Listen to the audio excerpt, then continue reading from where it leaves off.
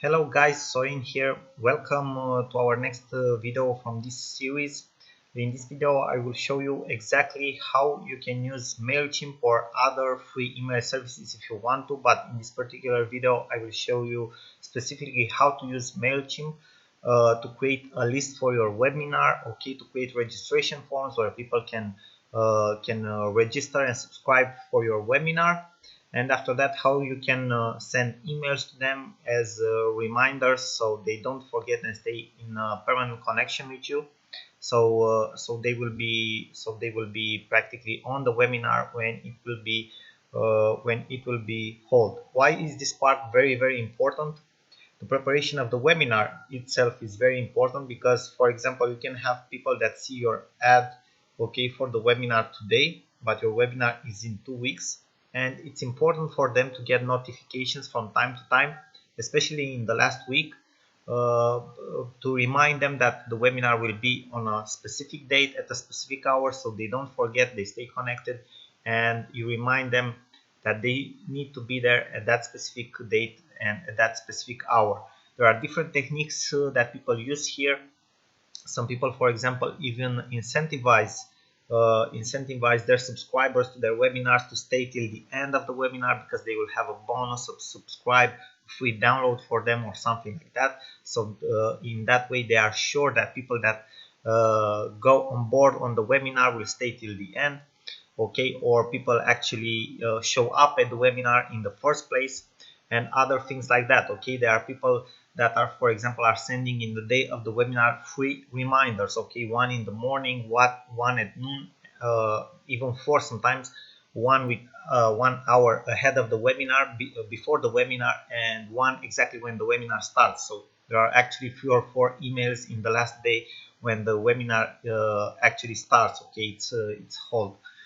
Now it's up to you how much emails you want to send or reminders to the list of people that want to join and attend to your webinar, but it's important to remind them, and that's in my opinion a successful series should be compound from one confirmation email about the registration, another email with 3 days before the webinar, another email with 2 days before the webinar, and 2 emails, or actually 3 emails in the day of the webinar.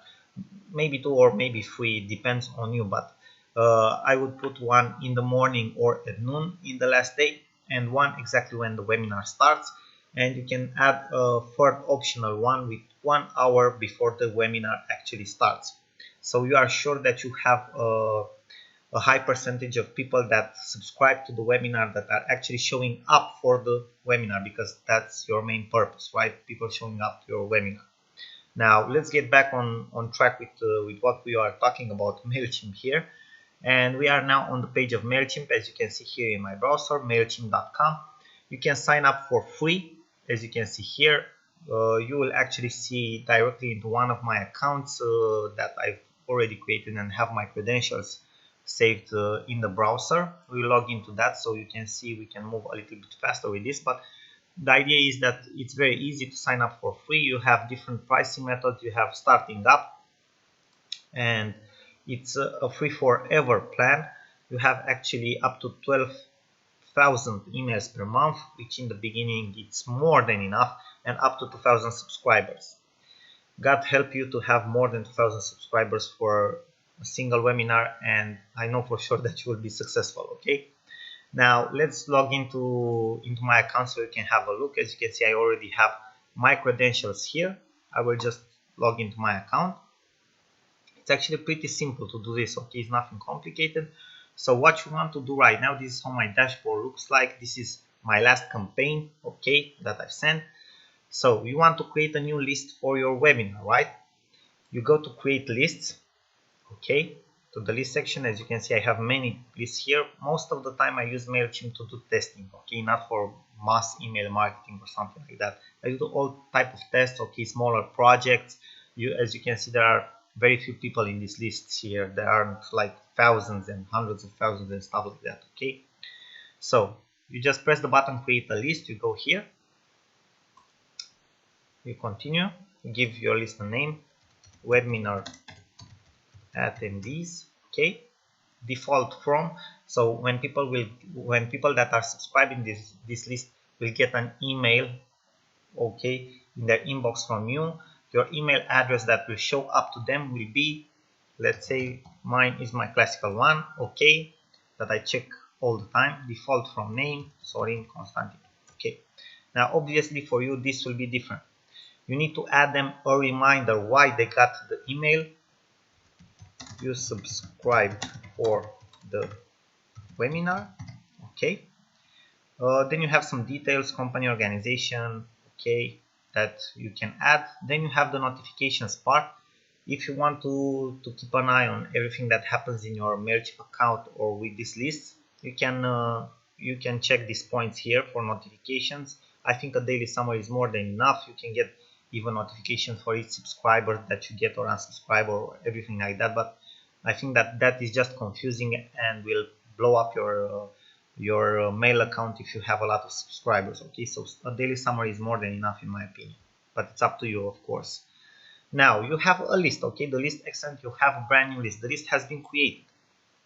What you need to do right now is to create a sign up form, okay, so where people sign up for your webinar. You go to sign up forms. You have this section here. You click on it and you have different types of forms, okay. You have pop-ups, for example, if you want to use a pop-up maybe on a blog or somewhere, okay, so people will register for the webinar, okay. Different types of integrations, embedded form. Obviously, again, if you want to integrate your opt-in form into a web page or website, maybe you have a WordPress website and you want to integrate it like in the sidebar, okay, in a small part, you can use the embedded forms, or you can have a general form. And this is actually pretty cool because if you have a general form, it can be hosted by MailChimp itself, so you don't even need a website, okay. The general form will be on a page that is hosted by MailChimp itself. So I will select now the general form, okay. You have sign up forms. Okay, I won't check these points up because it just complicates things, okay. You need to keep things simple. So this will be your sign up form URL, okay, webinar attendees. As you can see here, you can build here the form itself, so you can add different fields from the right menu here in the part, text, number. It's up to you what type of data you want to collect from the webinar attendees. I think email address and first name, it's more than enough, but there are people that are, you know, taking practically their birthdays, okay, or their addresses or their phone numbers or a lot of other stuff, okay. Maybe if you are a company and you want to create different special promotions, probably you have gotten email into your inboxes from different companies that are sending you different promotions on your birthday. So this is how they do it, okay. When you sign up for a different thing on their website, they ask for your birthday, and after that, when it's your birthday, they will send you an email with a promotion or something like that, which is not a bad marketing technique. It's actually very, very good because it's personalized. But in my opinion, if you are just starting out, you are doing small marketing things, okay, email address and first name, it's more than enough to create a relationship with your attendees, to say so, okay. So after you create your form, obviously you can see your form here at this link. Let me show it to you, okay. This is how your form will look like. You want to do it a little better, okay, to look a little better. You have a design option if you want to, okay. A header, maybe you want to add a header, okay, font size, things like that, an outer wrapper, okay, background maybe. You can change the color of the background if you want to, okay. You can go to the body, foreground, change the background, link style, forms, buttons, you know, field labels. So you have a lot of things that you can edit here, so you can make the design look better. It's up to you, obviously. I think it looks okay right now, but it's not the greatest form in the world, right? So it's pretty simple, but it should do the trick if your webinar will be something of interest to the audience that you are sending this sign up form. So this is how you create the sign up form, guys. Actually pretty simple stuff. Okay, now after you have seen the sign up form, what you need to know about MailChimp is that people will only be subscribed into your actual list with a confirmation. Okay, so it's a double opt-in, so people don't just put in the sign up form their details, push the button subscribe to the list, and they will be subscribed. No, it works a little bit different. They will get a confirmation confirmation email from MailChimp where they need to confirm that they subscribe to your list. So it's a double opt-in, that's how this is called. But it's actually, this is not a very bad thing, but it will lower your conversion rate overall. Okay, on the other hand, you will have more quality leads. Okay, more quality leads for the webinar. Now, one thing that you can also use, so you won't stay every single time to create a newsletter and send to your lists. Okay, you can do this, the next thing. Sign up form, let us save this form. Okay, this build. Okay, add field. Just a second, guys. Okay, so we have created the form.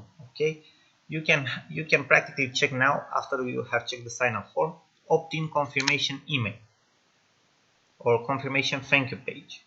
Okay, you can go to confirmation thank you page, and here you can practically, this will be the page that they will see after they press the button subscribe, and you can give them some more details about the webinar, okay, or other things like that. Continue to website, manage your preferences, and things like that. You can also see that you have the opt-in confirmation email, and here are this is the email that I've told you that a subscriber will get exactly after he subscribes to the list. And in this practically in this email, he can press the button subscribing to the list, so he can be subscribed. Obviously here you can remind him again about the date of the webinar, what he will learn in the webinar, and other stuff like that. Okay, now another cool thing that you can do is you can go to automation. Okay, send automated emails. Okay, but unfortunately with MailChimp this is just a paid option. So if you want to do this more seriously, I am suggesting you to go for a paid account. Either on MailChimp, there are other services like GetResponse with $15 per month, or other services. Okay, what this feature will allow you, automation, you will see that for other email services it's called autoresponders. Okay, this will practically allow you to create automatic emails that are sent at a certain interval of time, or at certain moments, at certain triggers. Okay, for example, when you're building a webinar list, you can set up emails that will be sent exactly after somebody subscribes to the list, in the second day, one day before the webinar, in the day of the webinar, and so on. So you won't have to send every newsletter manually every single time. They will be sent automatically. They are like templates and they are sent automatically. So you automatize your cycle, okay, for the email series. If not, you just, in MailChimp for example, you just have to send the newsletters manually. You just go to campaigns, you push the button create campaign, regular campaign. Okay, you select the list, webinar attendees, and after that you go further with the campaign. Okay, and obviously in the newsletter you just remind them of the webinar, but you need to send them manually every single day till the webinar, or of course it's up to you how you schedule your times when you want to send the emails, how many you want to send, and so on. But that's about it. Okay, you'll have to send them manually. So that was everything, guys. I hope this was helpful for you. MailChimp, as you can see, has a lot of features. I think I went a little bit off the track, but I think that is good for you because you learn more about how you can use this tool, because it's a very important part from preparing your webinar and practically having a larger audience that is present to the webinar itself. Okay, so email marketing is very useful when preparing a webinar. Okay, thank you guys again very much for your attention. I will see you in our next videos. Till then, I wish you all the success, and I am absolutely sure that you will have a blasting webinar. Bye bye till then. Sorin here. Thank you again for your attention.